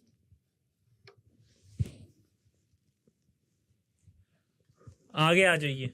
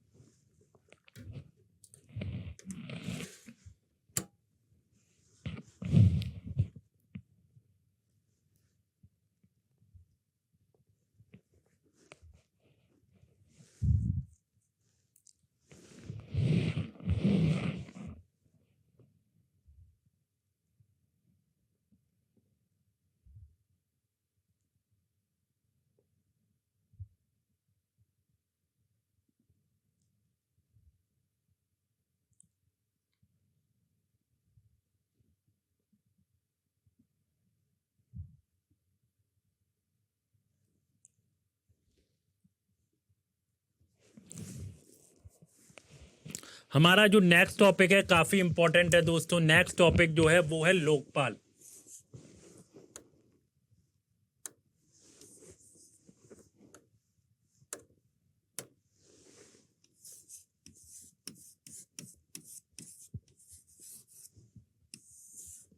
Next topic क्या है गाइस? नेक्स्ट टॉपिक है लोकपाल। तो लोकपाल क्यों न्यूज में है और लोकपाल इंपॉर्टेंट क्यों हो जाता है? अगर गाइस आप पॉलिटी पढ़ रहे हो तो पॉलिटी में आपको पता होगा आखिर लोकपाल क्या है, कौन से एक्ट से ये आया है, और आखिर ये लोकपाल जो है इतना इंपॉर्टेंट क्यों हो जाता है? क्या ये एक एंटी करप्शन बॉडी होती है? क्या एंटी करप्शन ओम्बुड्समैन होता है? क्या होता है दोस्तों? एक हाई लेवल सर्च कमेटी जो है वो एक्सटेंडेड की गई है। High level search committee has extended the deadline for receiving application, जो रिसीविंग एप्लीकेशन होती हैं लोकपाल को, post of chairman and member of the Lokpal India's anti corruption ombudsman. क्या होती है लोकपाल? जो होती है इंडिया की एंटी करप्शन ऑम्बड्समैन होती है। द टर्म ऑफ लोकपाल या लोकायुक्त, ये जो है कहाँ से कॉइंड किया गया है? सबसे पहली बार किसने कॉइंड किया था? The term Lokpal and Lokayukta was first coined by LM Singhvi. तो इसको सबसे पहले जो किसने कॉइंड किया था, अगर मैं बात करूं लोकपाल को, जो सबसे पहले जो कॉइंड किया गया उस किसके द्वारा कॉइंड किया गया? By the LM Singhvi. जो एलएम सिग्मी थे उन्होंने सबसे पहले इस टर्म को कॉइंड किया। किस टर्म को कॉइंड किया?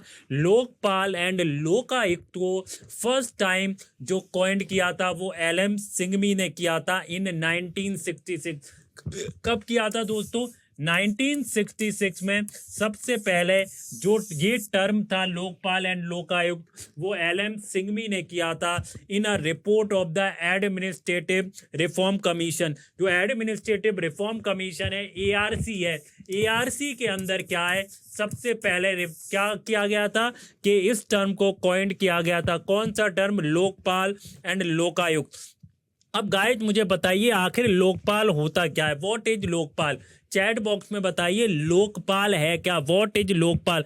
लोकपाल जो है नेशनल एंटी करप्शन ओम्बड्समैन होता है। क्या होता है? National anti corruption. क्या होता है? National anti corruption ombudsman. क्या है? नेशनल एंटी करप्शन ओम्बड्समैन होता है। इसका काम क्या होता है हम वो भी समझेंगे कि आखिर जो लोकपाल होता है, एक तो national level anti corruption ombudsman होता है, आखिर ये करता क्या है, इसका काम क्या है, what is the objective of this act. अगर मैं लोकपाल की बात करता हूँ, लोकपाल एक एंटी करप्शन ओम्बड्समैन है जो इन्वेस्टिगेशन करता है। वो जो कंप्लेंट की जाती है लोकपाल पे उसकी इन्वेस्टिगेशन करता है। किस चीज़ की इन्वेस्टिगेशन होती है? तो दोस्तों जो पब्लिक सर्वेंट होते हैं वो करप्शन में लिप्त हैं या नहीं, उसकी इन्वेस्टिगेशन की जाती है against the public servant under the Lokpal and Lokayukta act 2013। कौन से दोस्तों? जो लोकपाल एंड लोकायुक्त जो लोकायुक्त एक्ट है, कौन सा एक्ट है दोस्तों? 2023 का जो एक्ट है उसके अंदर क्या किया जाता है, जो करप्शन में लिप्त होते हैं पब्लिक सर्वेंट, उनकी कंप्लेंट आती है और जब उसको इन्वेस्टिगेशन करती है, कौन करता है? जो लोकपाल करते हैं। द एक्ट प्रोवाइड, ये एक्ट प्रोवाइड्स क्या करता है गाइस? मुझे चैट बॉक्स में बताइए आखिर जो लोकपाल एक्ट है क्या प्रोवाइड्स करता है? लोकपाल जो एक्ट है वो प्रोवाइड्स करता है appointment of director of inquiry. क्या करता है? Appointment of director of inquiry who must be officer not below the rank of joint secretary. Joint secretary से नीचे वो ऑफिसर नहीं होना चाहिए जिसको अपॉइंट किया जाता है by the central government. Director of inquiry is responsible for, मुझे बताइए कि जो डायरेक्टर ऑफ इंक्वायरी है वो किस चीज़ के लिए रिस्पॉन्सिबल होते हैं? जो प्रिलिमिनरी इंक्वायरीज होती है वो कंडक्ट कराते हैं। जो लोकपाल होते हैं उनको असेस करते हैं by referring the cases to the central vigilance commission. Although Lokpal जो है 2019 में क्या किया गया था?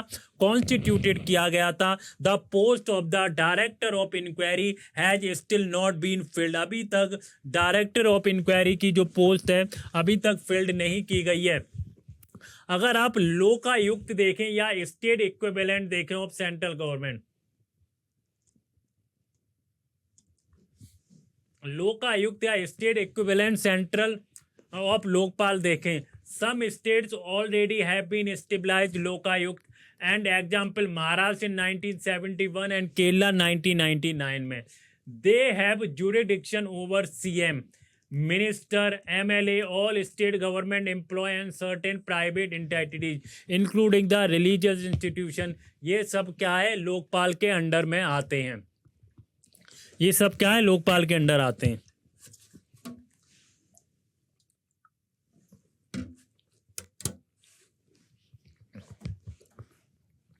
लोकपाल एंड लोकायुक्त एक्ट 2013 है। अगर मैं कंपोजिशन की बात करूं कि लोकपाल एंड लोकायुक्त जो एक्ट है 2013, उसके क्या की प्रोविजन है, की प्रोविजन क्या है। अगर मैं स्पेसिफिकेशन देखूं, कंपोजिशन देखूं, लोकपाल क्या होता है, उसके अंदर कंसिस्ट होता है, चेयरपर्सन होता है, और एक तो चेयरपर्सन होगा, मैक्सिमम कितने होंगे दोस्तों, मैक्सिमम 8 मेंबर्स होंगे, और विच 50% जो 50% हो शैल बी जुडिशियल मेंबर, जो 50% होंगे वो जुडिशियल मेंबर होंगे, और 50% जो होंगे SC ST एंड OBC से होंगे। कितने, 50% तो जुडिशियल होंगे, 50% ST एंड OBC से होंगे, जिसमें माइनॉरिटीज और वुमेन भी होंगी।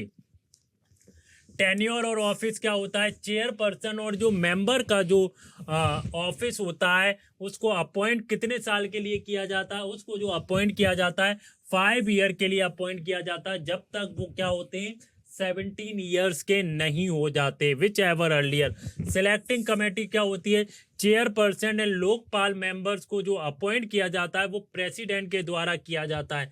लेकिन प्रेसिडेंट के द्वारा तो अपॉइंट किया जाता है, लेकिन जो सिलेक्शन कमेटी रिकमेंडेशन देती है, मुझे बताइए सिलेक्शन कमेटी में कौन कौन होता है। अगर मैं सिलेक्शन कमेटी की बात करूं तो सबसे पहले प्राइम मिनिस्टर चेयरपर्सन होता है, लीडर ऑफ लोकसभा के स्पीकर होते हैं, क्या होते हैं, लोकसभा के स्पीकर, लीडर ऑफ अपोजिशन होता है, CGI होते हैं, इमिनेंट जूरिस्ट होते हैं।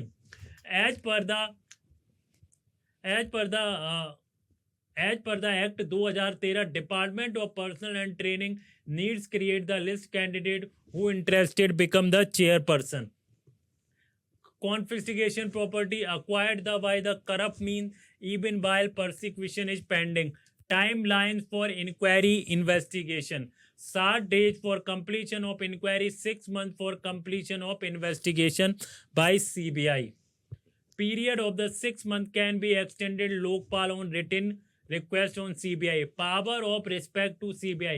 Power of superintendent and direction over the investigation, they including CBI cases. Removal क्या है, लोकपाल मेंबर्स एंड चेयरपर्सन को shall be remove by the president after inquiry by SC in petition has to be signed at least 100 members of parliament. Lokpal jurisdiction क्या होता है, prime minister हो गया, minister हो गया, MP हो गया, ग्रुप ABCD ऑफिसर इसके अंदर आते हैं, all cover society and trust. Lokpal jurisdiction क्या होता है, extend the prime minister, minister, MP, group FD, all cover society body and receive foreign contribution, foreign contribution. Next topic पर आ जाइए। नेक्स्ट टॉपिक क्या है हमारा, डीलिमिटेशन कमीशन, काफी इंपॉर्टेंट है दोस्तों। नेक्स्ट टॉपिक क्या है,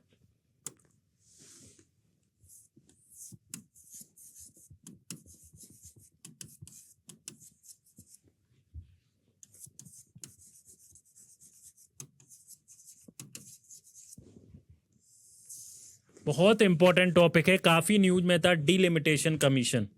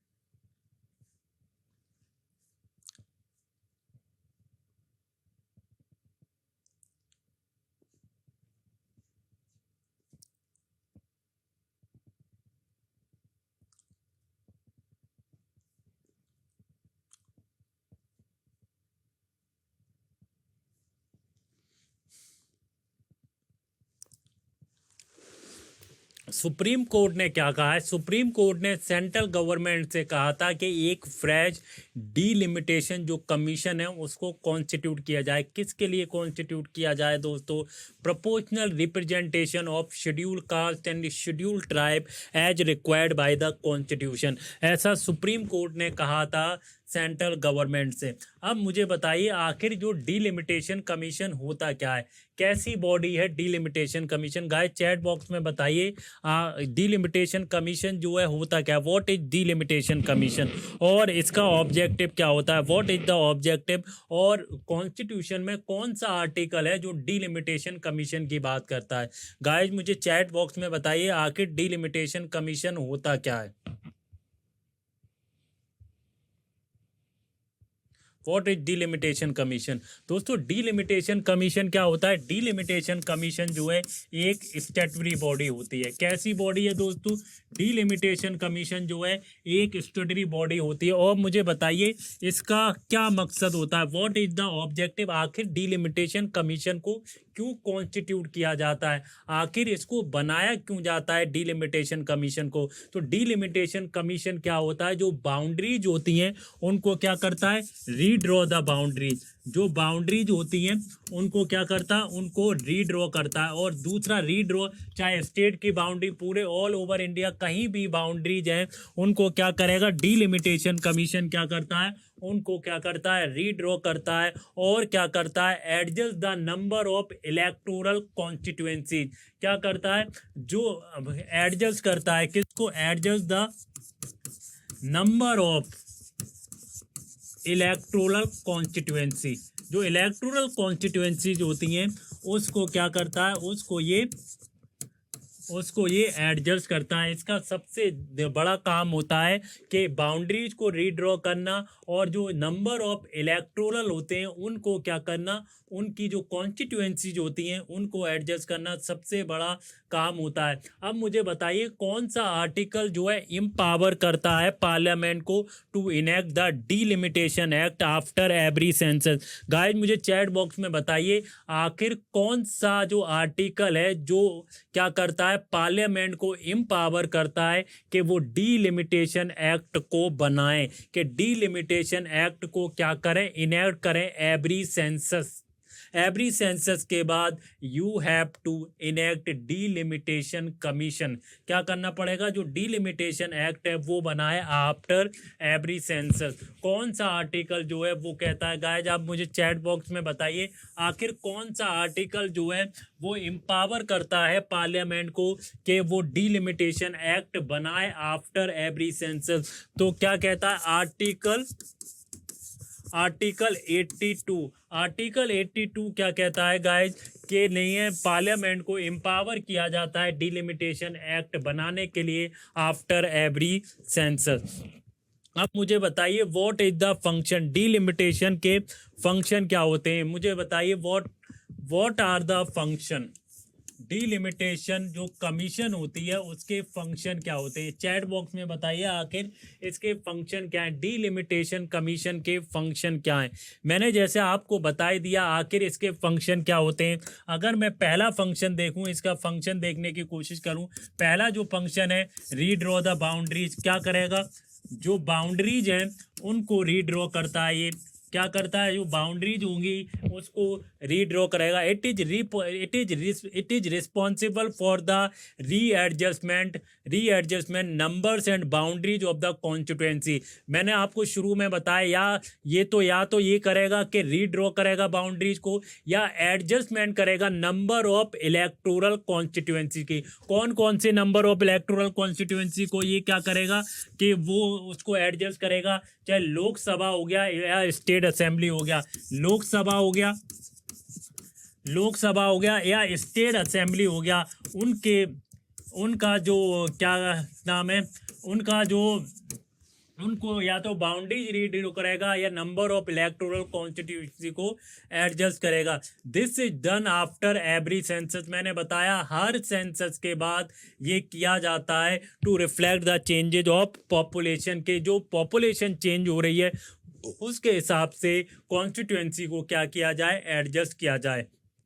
और सबसे इम्पोर्टेंट क्वेश्चन ये आता है, आखिर इसका नेचर कैसा होता है। अगर ये कोई order they, nature of order, जो डीलिमिटेशन कमीशन है उसका नेचर ऑफ ऑर्डर्स कैसा होता है, कैसा नेचर होता है, मुझे बताइए। अगर डीलिमिटेशन कमीशन ने कोई फैसला दे दिया, क्या वो बाइंडिंग होता है या फिर आप क्या कह सकते हैं वो रिकमेंडरी होता है, कि एक रिकमेंडरी नेचर का होता है, या हम कहें एक सिर्फ एडवाइजरी नेचर का होता है। अगर डीलिमिटेशन कमीशन कोई भी डिसीजन लेती है, कोई भी फैसला लेती है, तो मुझे बताइए उसका जो डिसीजन होगा वो फाइनल होगा या नहीं होगा। गाइज आप मुझे चैट बॉक्स में बताइए कि डीलिमिटेशन जो कमीशन है अगर कोई भी डिसीजन लेती है तो उसका डिसीजन कैसा होता है, उसका डिसीजन फाइनल होगा। The decision of delimitation commission are final. क्या होता है, डीलिमिटेशन कमीशन का जो डिसीजन होता है वो फाइनल होता है। Can not be challenge any court, किसी भी कोर्ट में चैलेंज नहीं किया जा सकता।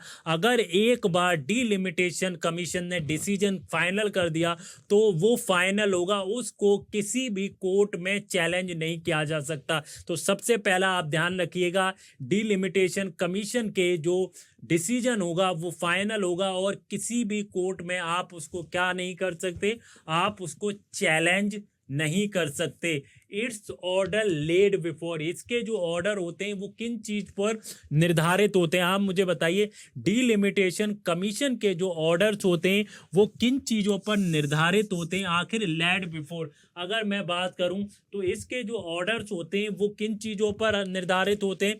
The house of the people of Lok Sabha, तो पहला जो है house of the people Lok Sabha पे निर्धारित होंगे। द कंसर्न स्टेट असेंबली उस पर निर्धारित हुए। However neither parliament nor assembly can modify them, ना तो पार्लियामेंट इसको मॉडिफाई कर सकती है ना तो असेंबली इसको मॉडिफाई कर सकती है। सबसे इम्पोर्टेंट क्वेश्चन ये उठता है कि आखिर डीलिमिटेशन में कंपोजिशन कैसा होता है, मुझे बताइए। आखिर कंपोजिशन कैसा होता है, इसके अंदर कौन कौन इसके मेंबर्स होते हैं, इनको अपॉइंट कौन करता है, मुझे गाइज बताइए। आखिर डीलिमिटेशन कमीशन में कौन कौन से मेंबर्स होते हैं, इनको अपॉइंट कौन करता है।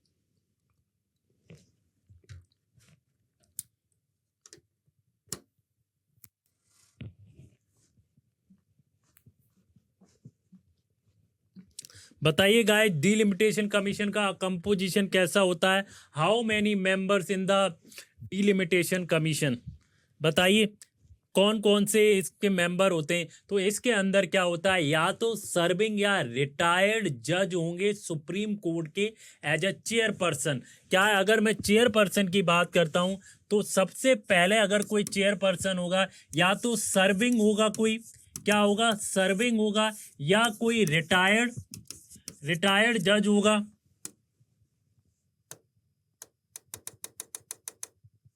सर्विंग होगा, या रिटायर्ड जज ऑफ सुप्रीम कोर्ट, जज of supreme court as chairperson. क्या होगा, एज चेयरपर्सन होगा। और दूसरा जो मेंबर होगा वो होगा chief election commission of India, या तो chief election commission of India होंगे या इलेक्शन कमीशन होगा जिसको नॉमिनेट किया जाएगा chief election commission of India ने। तो दूसरा तो क्या होगा, इलेक्शन कमीशन ऑफ इंडिया, जिसमें चीफ भी हो सकता है या नॉमिनेटेड किया जाए bye the chief election commission of India. तीसरा होगा state election commission, state election commission of the concern state. तो तीन मेंबर्स क्या होते हैं, इसके अंदर होते हैं, तीन मेंबर्स होते हैं इसके अंदर। अच्छा, डीलिमिटेशन कमीशन को का 4 टाइम जब से क्या हुआ है, जब से हमें आज़ादी मिली है, जब से हमने इंडिपेंडेंस क्या हुई है, जब से हमने इंडिपेंडेंस मिली है, जब से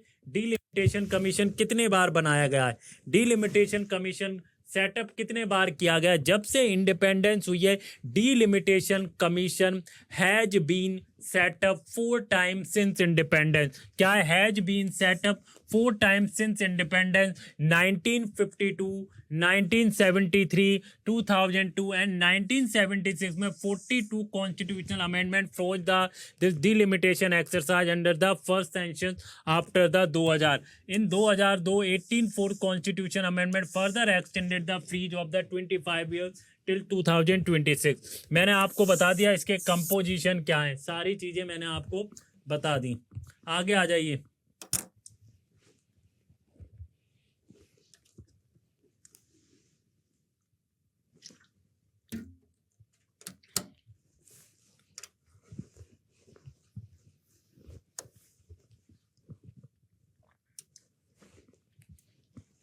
नेक्स्ट टॉपिक काफ़ी इंपॉर्टेंट है, काफ़ी इंपॉर्टेंट टॉपिक है गाइस। नेक्स्ट टॉपिक है डायरेक्टरेट ऑफ इन्फोर्समेंट। क्या है नेक्स्ट टॉपिक हमारा? Directorate of enforcement.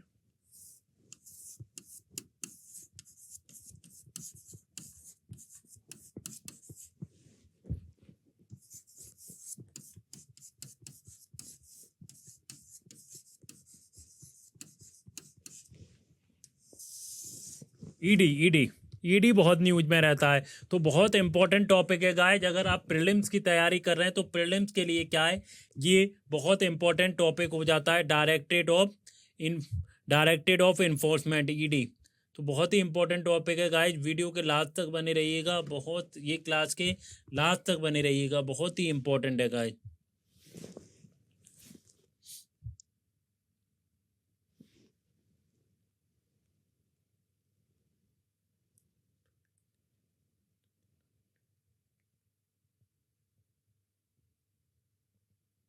Supreme court ने क्या किया है, थर्ड एक्सटेंशन दिया है डायरेक्टर ऑफ ईडी को, वो जो इनवैलिड है। तो हम समझने की कोशिश करेंगे आखिर इसकी पावर क्या होती है डायरेक्टेड इन्फोर्समेंट की। What is the power of directed enforcement? Power of the seize property, ये क्या कर सकती है? डायरेक्टेड इन्फोर्समेंट क्या कर सकती है? जो प्रॉपर्टी है उसको सीज कर सकती है। ED can attach and seize asset involve the money laundering, अगर मनी लॉन्ड्रिंग का कोई मामला हो, या हम बात करते हैं फॉरेन एक्सचेंज वायलेशन का कोई मामला हो, तो प्रॉपर्टी अटैच कर सकती है। जैसे आपको पता होगा मेहुल चौकसी हो गए, या जितने भी जो फिगरेटिव ऑफेंडर हैं उनकी जो प्रॉपर्टी है उसको अटैच कर लिया, क्योंकि मनी लॉन्ड्रिंग का मामला है, फॉरेन एक्सचेंज वायलेशन का मामला है। पावर ऑफ समन, क्या इसकी जो समन भेजने की क्या पावर है? ईडी के पास पावर होती है जैसी सिविल कोर्ट्स के पास पावर होती है। समनिंग द पर्सन, किसी भी पर्सन को समन भेज सकती है। Examining the witness and order discovery inspection and production document and issuing the commission. Power of arrest, आखिर अरेस्ट करने की क्या क्या पावर है ईडी के पास गाइस, चैट बॉक्स में बताइए। आखिर अगर अरेस्ट करने की कौन कौन सी पावर है? ईडी क्या कर सकती है? इन्वेस्टिगेट कर सकती है और अरेस्ट कर सकती है किसी भी पर्सन को for violation under the prevention of money laundering act 2002, foreign exchange management act FEMA 1999, without waiting the registration of police FIR. एडमिनिस्ट्रेटिविटी और ऑफ स्टेटमेंट 2002 में सुप्रीम कोर्ट ने कहा था अगर स्टेटमेंट ईडी ने रिकॉर्ड कर लिया are admissible evidence in court, अगर एविडेंस वो क्या है कोर्ट में एविडेंस माना जाएगा। Recovery of penalties under the FEMA, ED has the power to recover the fine penalty and arrears of penalty. तो ये हमारा इम्पोर्टेंट था, हम थोड़ा सा इसकी पावर देखने की कोशिश करते हैं। इन्फोर्समेंट डायरेक्टरेट जो है दोस्तों, कब ये आप इस्टेब्लिश कब किया गया था इन्फोर्समेंट डायरेक्टरेट को जो इस्टेब्लिश किया गया था वो 1952 में किया गया था under the department of revenue and ministry of finance. Composition क्या होता है? Headed by the ED director who appointed as per the provision section 25 CBC act 2023। Tenure कितना होता है? 2 साल का टेन्योर होता है, बट एनुअल एक्सटेंशन दिया जा सकता है। फंक्शन क्या होते हैं? Foreign exchange management act, money laundering act 2002, fugitive economic offender 2018, conservation of foreign exchange prevention smuggling activities act 1974। तो ये इसके फंक्शन होते हैं। आगे आ जाइए।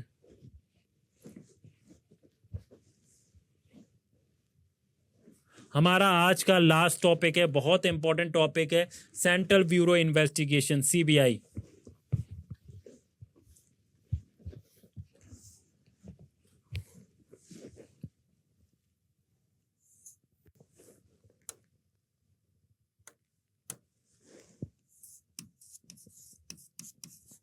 Central bureau investigation. क्या है central bureau investigation? What is central bureau investigation? काफी इंपॉर्टेंट है गाइस ये।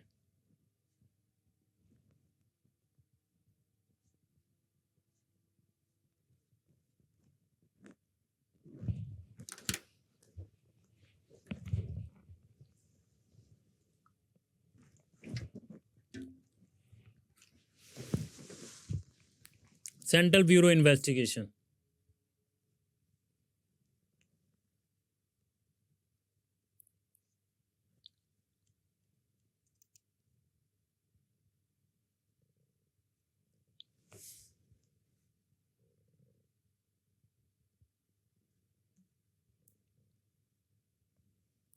गाइज तमिलनाडु गवर्नमेंट ने क्या किया? तमिलनाडु गवर्नमेंट ने जो कंसेंट है वो कंसेंट जो है सीबीआई को जो कंसेंट दी जाती है उसको वापस ले लिया है।